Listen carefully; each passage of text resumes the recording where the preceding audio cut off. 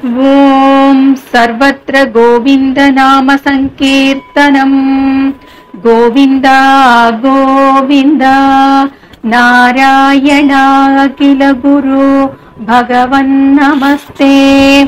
78வது దశకం ద్వారకా వాస వర్ణనం. முதல் శ్లోకం.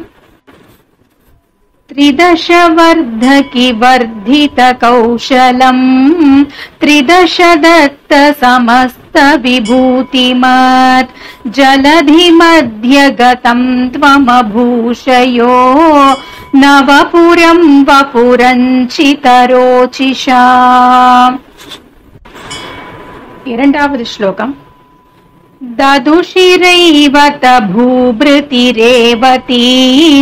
హలభృతే తనయాం విధిశాసనాత్ మహితముత్సవదోషమపూపుషః సముదితైర్ముదితై సహ యాదవైః.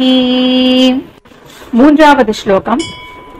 అథ విదర్భ సుతాం ఖలు రుక్మిణీం ప్రణయినీం త్వయి దేవ సహోదరః స్వయమదిత్సత చేది మహీభుజే స్వతమసా తమసాధుముపాశ్రయన్.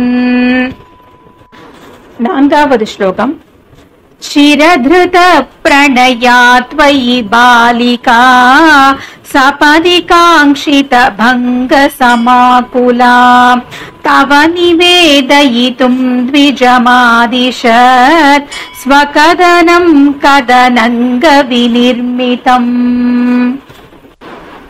ఐదవ శ్లోకం. ద్విజసుతోపి శతూర్ణముపాయయౌ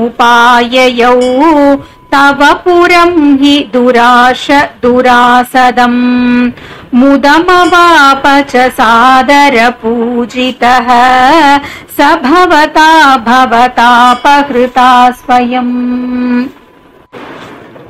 ఆరవ శ్లోకం. స చ భవంతమవోచత కుండినే నృపసుతా ఖలు రాజతి రుక్మిణీ త్వయి సముత్సుకయా నిజ ధీరతా రహితయా హితయా ప్రహితోస్మ్యహం. ఏడవ శ్లోకం.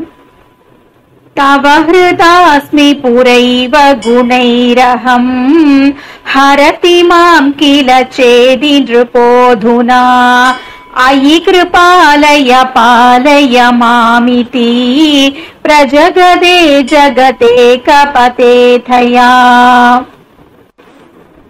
ఎట్టవ శ్లోకం.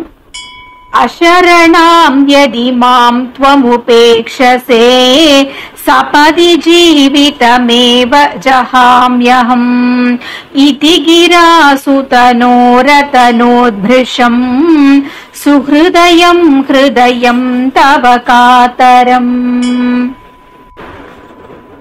9వ శ్లోకం. అకథయస్త్వమథైన మయే సఖే తదధికా మమ మన్మథ వేదనా నృపసమక్షముపేత్య హరామ్యహం తదయితాం దయితామసి తే క్షణాం. 10వ శ్లోకం. ప్రముదితేన చ తేన సమం తదా రథగతో లఘుకుండినమేయివాన్ గురుమరుత్పురనాయకమే భవాన్ వితనుతాం తనుతాం నిఖిలాపదాం. ఓం సర్వత్ర గోవింద నామ సంకీర్తనం గోవింద గోవింద నారాయణ అఖిల గురు భగవన్ నమస్తే. ఓం